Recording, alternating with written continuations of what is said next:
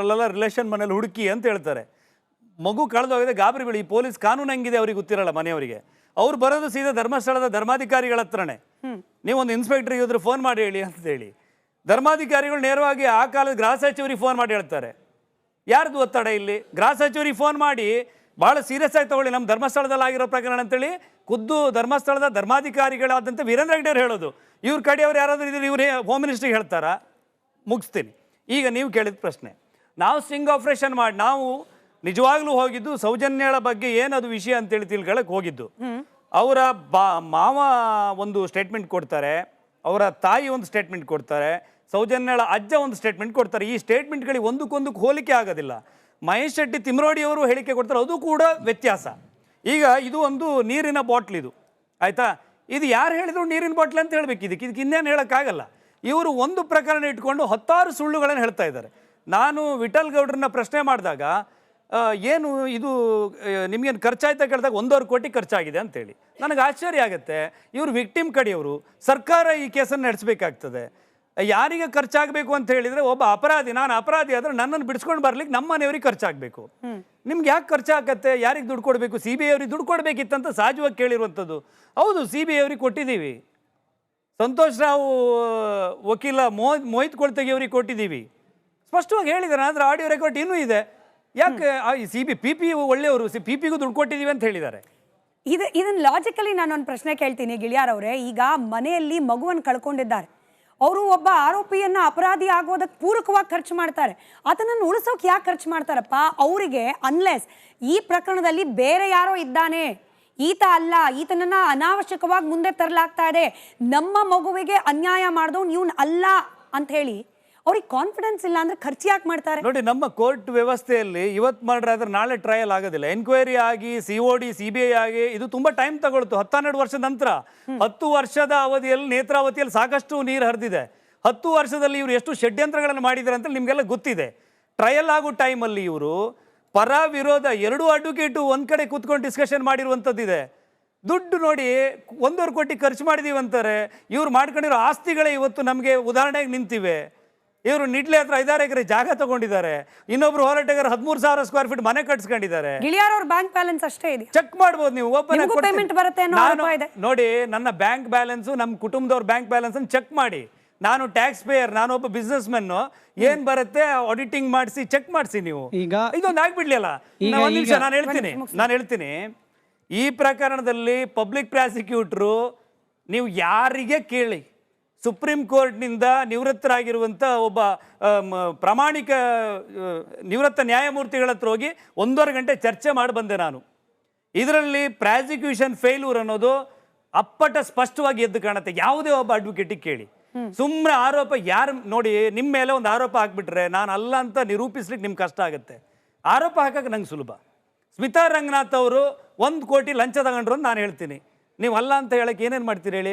ನಾನು ಆ ದಿವಸ ಅಲ್ಲಿಲ್ಲ, ನನ್ನ ಬ್ಯಾಂಕಲ್ಲಿ ಆ ದುಡ್ಡು ಬಂದಿಲ್ಲ, ನಾನೆಲ್ಲೂ ಇಟ್ಟಿಲ್ಲ, ಇದನ್ನು ತೋರಿಸ್ಬೇಕು. ಇದು ಹಂಗೆ ಇವರು 40% ಪ್ರಯತ್ನ ಯಾರ ಮೇಲೆ ಆರೋಪ ಬಂತು ಅವ್ರು ಮಾಡ್ದಂಗೆ ಕಾಣ್ತಿಲ್ವಲ್ಲ. ಕೋರ್ಟಿಗೆ ಹೋಗಿ ಸ್ಟೇ ತಂದಿದ್ದು ಬಿಟ್ರೆ ಬೇರೆ ಏನು ಪ್ರಯತ್ನ ಮಾಡ್ದಂಗೆ ಕಾಣ್ತಿಲ್ವಲ್ಲ.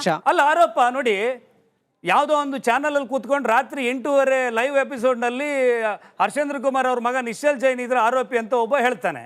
ಮರುದಿನ ಬೆಳಿಗ್ಗೆ 10:30 ಪ್ರೆಸ್ ಮೀಟ್ ಮಾಡಿ ಪಾಸ್ಪೋರ್ಟ್ ವೀಸಾನ ತೋರಿಸ್ತಾರೆ ವೀರೇಂದ್ರ ಹೆಗ್ಡೆ ಅವರೇ. ಮೀಡಿಯಾ ಮೀಟ್ ಮಾಡಿ ಕೊಡ್ತಾರೆ.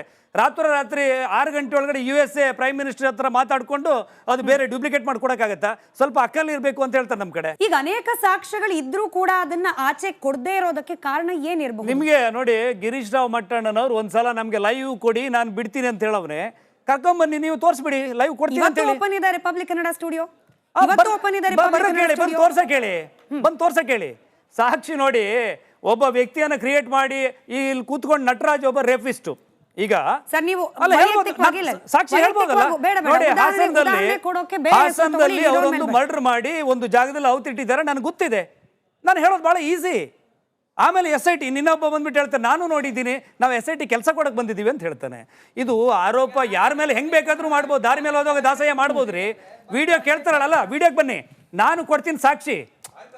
ಅಲ್ಲಲ್ಲ, ಖಂಡಿತ ಅಲ್ಲ, ಕೊಡ್ತೀನಿ ನೋಡಪ್ಪ, ನಾನು ಸಾಕ್ಷಿ ಕೊಡ್ತೀನಿ, ನಿಮ್ಮವ್ರು ಕೊಡ್ಲಿ. ನೈಜ ಹೋರಾಟಗಾರರಾಗಿ ಹೇಳ್ತಿದೀವಿ ನೋಡಿ, ಇವತ್ತು ಪ್ರತಿಭಟನೆ ಇನ್ನೊಂದು ನ್ಯಾಯ. ನೀವು ಹೇಳ್ತೀನಿ ಸರ್ಕಾರ ಕಾನೂನು ಮುಖ್ಯನಾ, ಮಾಡಬೇಕಾದ ನ್ಯಾಯ ಮುಖ್ಯ ಅಂತ ಕೆಲಸಗಳನ್ನ ನ್ಯಾಯನೇ ನೋಡಿ, ಸರ್ ಮುಖ್ಯ. ಸರ್ಕಾರ ನಿಮ್ಮ ಮಾಡಬೇಕಾದ ಕಾನೂನಲ್ಲಿ ಕೆಲಸಗಳಲ್ಲಿ ಎಷ್ಟು ಮಟ್ಟಿಗೆ ಪ್ರತಿಭಟನೆ ನ್ಯಾಯ ಇದೆ ಆಗತ್ತೆ ಅನ್ನೋದು ಹೊರತು ಮುಖ್ಯ ನಮಗೆ. ರೇಪ್ ಪ್ರಕರಣದಲ್ಲಿ ಅರ್ಥ ಆಗ್ತಿದ್ಯಾ? ಪ್ರತಿಭಟನೆ ಮಾಡಿ ನ್ಯಾಯ ಸಿಗಲ್ಲ. ದೇವನಹಳ್ಳಿ ಹೋರಾಟಕ್ಕೆ ಕಾವೇರಿ ಹೋರಾಟ ಅಂತ 1196 ಹೇಳ್ತಾರೆ ನಿಮ್ಮವರು. ದಿನ ಕಾವೇರಿ ಬೇಕಾಗಿತ್ತು ಹೋರಾಟ ಅಂತ ಹೇಳಿದ್ರೆ ಸರ್ಕಾರದ ಮೇಲೆ ಒತ್ತಡ ಹೇಗೆ ಹೋರಾಟ ಮಾಡಬೇಕು? ಸಿದ್ದರಾಮಯ್ಯ ಅವರಿಗೆ ರೇಪ್ ಒತ್ತಡ ಮಾಡಿದವ್ರಿಗೆ ಎಷ್ಟು ಯಾವನ್ರಿ ಹುಚ್ಚ ಗೊತ್ತಾ ಅಂತಾರೆ ಅವನಿಗೆ? ಸಾಕ್ಷಿ ದಾಖಲೆಗಳಿದ್ದು ಪ್ರತಿಭಟನೆ ಇಲ್ಲಿ ಮಾಡ್ತಿರೋರ ಹೇಳಿ. ಪ್ರತಿಭಟನೆಗೆ ಜಯ ಸಿಗಬೇಕು ಅಂದ್ರೆ ಇರೋ ದಾಖಲೆಯನ್ನ ಜೇಬಲ್ ಇಟ್ಕೊಂಡ್ರೆ ಆಗಲ್ಲ ಸರ್.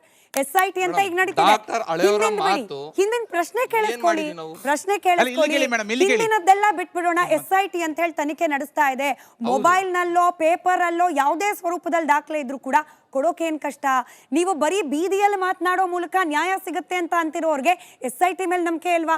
ಕೋರ್ಟ್ಗಳ ಮೇಲೆ ನಂಬಿಕೆ ಇಲ್ವಾ? ಕಂಟ್ರೋಲ್ ಮಾಡ್ತೀವಿ. ಇಲ್ಲಿ ಕೇಳಿ. ಇವತ್ತಿನ ಇಷ್ಟು ಹೋರಾಟಕ್ಕೆ ಅಲ್ವಾ ಮೇಡಮ್ SIT ಬಂದಿರೋದು? ಇಲ್ಲ ಅಂತ ಹೇಳಿ ಯಾರದು? ಇಷ್ಟು ಹೋರಾಟ ಮಾಡಿರೋದಕ್ಕೆ SIT ಅನ್ನೋದು ಬಂದಿದ್ದು. ಮಾಡಲ್ಲ ಅಂತ ಕೂತಿದ್ದ ನಮ್ಮ ಸಿದ್ದರಾಮಯ್ಯನವರು SIT ಮಾಡ್ತೀವಿ ಅಂತ ಒಂದು ಹೋರಾಟ ಮೇಡಮ್ ಇಲ್ಲಿ ಕೇಳಿ. SIT ಇದು ಇವರು ಹೋರಾಟ ಮಾಡಿದ್ದಕ್ಕೆ ಬಂದಿದ್ದಲ್ಲ, ಅವು ಭೀಮಾ ಬಂದಿದ್ದಕ್ಕೆ ಬಂದಿದ್ದು SIT. ಹಂಗಾಗಿ ಸರಿಗೊಂದು ಕನ್ಫರ್ಮೇಶನ್ ಕೊಡ್ತೀನಿ ಅಂದ್ರೆ ಅಷ್ಟೇ. ಭೀಮನ್ ಕಳಿಸ್ದವ್ರು ಹೋರಾಟಗಾರರಂತನಾ? ಭೀಮನ್ ಕಳಿಸ್ದವ್ರು ಹೋರಾಟಗಾರರ? ಇರ್ಬೋದು. ಈಗೇನಂತಂದ್ರೆ ಈಗ ಭೀಮ್ ಅವ್ರಿಗೂ ಬಂದಿದ್ದ ಎಲ್ಲರಿಗೂ ಮಂಪರ ಪರೀಕ್ಷೆ ಮಾಡಬೇಕು ಅನ್ನೋದು ಒಂದು ಆ ಸೌಜನ್ಯ ಕೇಸಲ್ಲಿ ಎಲ್ಲರಿಗೂ ಇದಾಗಿದೆ. ಆ ಕಡೆಯವ್ರಿಗೂ ಆಗದೆ, ಈ ಕಡೆಯವ್ರಿಗೂ ಆಗದೆ. ಈಗ ಭೀಮಾ ಬಂದಿದ್ದಾನಲ್ಲ, ಅವನಿಗೂ ಒಮ್ಮೆ ಮಂಪರ ಪರೀಕ್ಷೆ ಆದ್ರೆ ಅವನು ಯಾವ ಕಡೆಯಿಂದ ಬಂದಿದ್ದಾನೆ ಕನ್ಫರ್ಮ್ ಆಗುತ್ತೆ. ಮಂಪರು ಪರೀಕ್ಷೆ ಮಾಡಾಗ ಅಂತ ಹೇಳಿದ ತಕ್ಷಣ ಇಲ್ಲೇ ಒಬ್ರು ವಕೀಲರು ಅದ್ಯಾಕೆ ಮಾಡ್ಬೇಕು ಅಂತ, ಆಮೇಲೆ ಯಾರ ಮೇಲೆ ಆರೋಪ ಹಾಕಿದ್ದಾನೆ ಅವ್ರ ಮೇಲೆ ಮಾಡಿ ಅಂತವ್ನೆ. ಅದೇ ಈಗ ಇದರಲ್ಲಿ ಹಿಡನ್ ಅಜೆಂಡಾ ಕಾಣಿಸತ್ತೆ. ಅವನೇ ಕನ್ಫೆಷನ್ ಸ್ಟೇಟ್ಮೆಂಟ್ ಕೊಟ್ಟಿದ್ದಾನೆ, ಯಾವುದೇ ರೀತಿಯ ವೈಜ್ಞಾನಿಕ ತನಿಖೆಗೆ ನಾನು ಸಿದ್ಧನಿದ್ದೇನೆ, ಮಂಪರು ಪರೀಕ್ಷೆ ಕೂಡ ಸಿದ್ಧನಿದ್ದೇನೆ ಅಂತೇಳಿ ಸಾರ್ವಜನಿಕವಾಗಿ ಯಾರೋ ಕೇಳ್ತಾರೆ. ಅವನನ್ನು ಹೆಂಗ್ ಮಾಡೋಕ್ಕಾಗ್ತದೆ ಅಂತ ಕೇಳ್ತಾರೆ ಇವರು. ಅಂದ್ರೆ ಇವರು ಈ ತರ ಕ್ರಿಯೇಟ್ ಮಾಡಿ ಬಿಡುವಂಥದ್ದು. ಇದಕ್ಕೆ ನೆವರ್ ಎಂಡ್ ಇದು. ವಾಟ್ಸಪ್ ಯೂನಿವರ್ಸಿಟಿಯಲ್ಲಿ PhD ಮಾಡಿದವರು ಅದರ ಬಗ್ಗೆ ತಿಳಿದುಕೊಂಡು ನೀವು ವಾಸ್ತವಕ್ಕೆ ಮಾತಾಡಿ. ಯಾಕಂತ ಹೇಳಿದ್ರೆ ಧರ್ಮಸ್ಥಳದ ಬಗ್ಗೆ ಗೊತ್ತಿಲ್ಲದ ವಿಚಾರವನ್ನ ನೀವು ಮಾತಾಡ್ಕೊಳ್ಬೇಡಿ. ಅಲ್ಲಿ ಯಾವ ರೀತಿ ಆಡಳಿತಗಳ ಆಗ್ತದೆ, ಯಾವ ರೀತಿ ಸಮಾಜ ಸೇವೆ ಆಗ್ತದೆ, ಅವರ ಬಗ್ಗೆ ಮಾತಾಡಿ. ಅವರು ಸಮಾಜ ಸೇವೆ ಮಾಡಿ ಯಾಕಂತ ಹೇಳಿದ್ರೆ ಆರೋಪ ಮಾಡ್ಲಿಕ್ಕೆ ಆಗ್ತದೆ. ನಾನು ಕೂಡ ಅವರ ಬಗ್ಗೆ ಆರೋಪ ಮಾಡಬಹುದು. ಆದ್ರೆ 13 ವರ್ಷದಿಂದ ಇವ್ರು ಹೇಳ್ತಾರೆ ಅನ್ನೋದು ನನ್ನಲ್ಲಿ ಮೊಬೈಲ್ ಅಲ್ಲಿ ಇದೆ, ಮತ್ತೊಂದರಲ್ಲಿದೆ, ಡಾಕ್ಯುಮೆಂಟ್ ಇದೆ ಅಂತ ಹೇಳ್ತಾರೆ. ಒಬ್ಬನೇ ಅಷ್ಟು ಯಾರೆಲ್ಲ ನಕಲಿ ಹೋರಾಟಗಾರರಿದ್ದಾರೆ, ಯಾರಾದ್ರೂ ಬಂದು ಅದರ ಡಾಕ್ಯುಮೆಂಟ್ ಕೊಟ್ಟಿದ್ದಾರಾ ಮಾತಾಡೋದು? ಯಾಕಂದ್ರೆ ಇವರಿಗೆ ನಿಮ್ ಸಮಾಧಾನಕ್ಕೆ ಇನ್ನೊಂದ್ಸತಿ ಅದ್ರ ಜೊತೆಗೆ ಒಂದು ಮಾತು ಬಂದೆ. ರಿಪಬ್ಲಿಕ್ ಕನ್ನಡದ ಸ್ಟುಡಿಯೋದ ಬಾಗಿಲುಗಳು ಸದಾ ಓಪನ್ ಇದೆ. ದಾಖಲೆಗಳು ನಿಜವಾಗ್ಲೂ ಕೂಡ ಸೌಜನ್ಯ ಪ್ರಕರಣದಲ್ಲಿ ಯಾರ ಹತ್ರನಾದ್ರೂ ಇದ್ರೆ ಬಂದು ಇಲ್ಲಿ ಪ್ರೊಡ್ಯೂಸ್ ಮಾಡಿ. ಬೇಡ ಮಾಧ್ಯಮಗಳ ಮೇಲೆ ನಂಬಿಕೆ ಇಲ್ವಾ? SIT ನಿಮ್ಮ ಊರು ನಿಮ್ಮ ಗ್ರಾಮದಲ್ಲೇ ಇದೆ, ಅಲ್ಲಿ ಹೋಗಿ ಪ್ರೊಡ್ಯೂಸ್ ಮಾಡಿ, ಇಷ್ಟೇನೆ. ಬಟ್ ಪ್ರಶ್ನೆ ಯಾವಾಗ ಬರುತ್ತೆ ಗಿಳಿಯಾರವ್ರೆ? ಬಂದೆ ಸರ್. ಪ್ರಶ್ನೆ ಕೇವಲ ಒಂದು ಸೌಜನ್ಯ ಪ್ರಕರಣ ಅಲ್ಲ, 100 ಈಗ ಯಾರು ಅನಾಮಿಕ ಬಂದಿದ್ದಾನೆ ಅವನೇ ಹೇಳೋ ತರದಲ್ಲಿ ಆ ಗ್ರಾಮದಲ್ಲಿ 100 ಹೆಣ್ಮಕ್ಳ ಮೇಲೆ ಅತ್ಯಾಚಾರ ಆಗಿದೆ, 100 ಹೆಣ್ಮಕ್ಳ ಕೊಲೆ ಆಗಿದೆ. ಹಿಂದಿನಿಂದ ವೇದವಲ್ಲಿಯಿಂದ ಬಂದು ಇತ್ತೀಚೆಗೆ ತನಕ ಆತ ಕೊಟ್ಟಿರೋ ಲೆಕ್ಕ 2014 ಅಲ್ಲಿವರೆಗೂ. ಹಾಗಾದ್ರೆ ಇದೆಲ್ಲವೂ ಕೂಡ ಅಚಾನಕ್ ಆಗಿ ಆಗ್ತಿರೋದಾ? ಇದಕ್ಕೂ ಧರ್ಮಸ್ಥಳದಲ್ಲಿ ಇರ್ತಕ್ಕಂಥ ಪ್ರಭಾವಿಗಳಿಗೂ ಸಂಬಂಧವೇ ಇಲ್ಲ ಅಂತ ಹೇಳಿ ನಾವು ತೆಗೆದು ಪಕ್ಕಕ್ಕೆ ಇಟ್ಬಿಡ್ಲಿಕ್ಕೆ ಸಾಧ್ಯನಾ? ಈಗ ಮೊನ್ನೆ ನಿಮ್ಮ ಚಾನಲ್ ಒಬ್ರು ಹೇಳ್ತಾ ಇದ್ರು, ಅಡ್ವೊಕೇಟ್ ಪದ್ಮಲತಾ ರೇಪ್ ಅಂಡ್ ಮಾಡ್ರು ಅಂತ ಹೇಳ್ತಾರೆ. ಪೋಸ್ಟ್ ಮಾರ್ಟಮ್ ಆಗಿದೆ ಪದ್ಮಲತಂದು, ಅದು ಮಾಡ್ರು, ಅದು ಕೊಲೆ ಆಗಿರುವಂಥದ್ದು, ರೇಪ್ ಆಗಿರಲಿಲ್ಲ. ಹೀಗೆ ಯಾವುದೋ 50 ವರ್ಷದ ಹಿಂದಿನ ಕತೆ ಇಟ್ಕೊಂಡು 100 ಜನ ನೋಡಿ ಅಲ್ಲಿ UDR ಈಗ ಮೊನ್ನೆ ಅಲ್ಲಿನ ಪಂಚಾಯತ್ನವ್ರು ಹೇಳಿದ್ದಾರೆ 264 ಶವಗಳನ್ನು ಪೋಸ್ಟ್ ಮಾರ್ಟಮ್ ಮಾಡಿ 1982 2025 ತನಕ, ಏನು 1 ವರ್ಷದಲ್ಲಿ ಆಗಿರುವಂಥದ್ದಲ್ಲ. ನಿಮಗೆ ಧರ್ಮಸ್ಥಳದ 10 ಇಡೀ ದಕ್ಷಿಣ ಕನ್ನಡ ಜಿಲ್ಲೆ 10 ಪೊಲೀಸ್ ಸ್ಟೇಷನ್ನ UDR ತೆಗೆದಾಗ 40, 35, 38, 40 ಸಿಕ್ಕಿದ್ರೆ ನಿಮ್ಮ ಬೆಳ್ತಂಗಡಿ ಸ್ಟೇಷನ್ದು 50 ಸಿಕ್ಕಿದೆ, ದೊಡ್ಡ ಸ್ಟೇಷನ್ ಇದ್ದಾಗಲಿಂದ. ಬೇರೆ ಠಾಣೆಗೂ ಇಲ್ಲಿಗೂ ಹೋಲಿಕೆ ಮಾಡಿದರೆ 10 ಜಾಸ್ತಿ.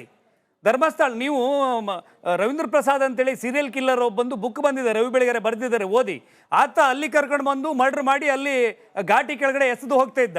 ಎಲ್ಲೇ ನೀವು ಘಾಟಿಯಿಂದ ಯಾವುದೇ ಹೊಳೆಗೆ ಬಾಡಿಯನ್ನು ಎಸೆದ್ರೂ ಕೂಡ ಅದು ಬಂದು ನೇತ್ರಾವತಿ ಅಣೆಕಟ್ಟು ಹತ್ರ ಇಲ್ಲಿ ಸಿಗುವಂಥದ್ದು. ಇದು ಇಲ್ಲಿ ನೀರಿಗೆ ಬಿದ್ದ ಶವಗಳು ಆತ್ಮಹತ್ಯೆ ಮಾಡಿಕೊಂಡು ಅವೆಲ್ಲ UDR ಆಗಿ ಪೋಸ್ಟ್ ಮಾರ್ಟಮ್ ಆಗಿ ದಫನ್ ಮಾಡಿರುವಂಥದ್ದು 100. ಈಗ ಒಬ್ಬ ಮೊನ್ನೆ ಸಮೀರ್ ದೂತ, ಇವರು ಸಮೀರ್ ಕಡೆಯವರಲ್ವಾ, 1000 ಶವಗಳನ್ನು ಉಗಿದಿದ್ದಾರೆ ಅಂತ ಹೇಳ್ತಾನೆ ಅವನು.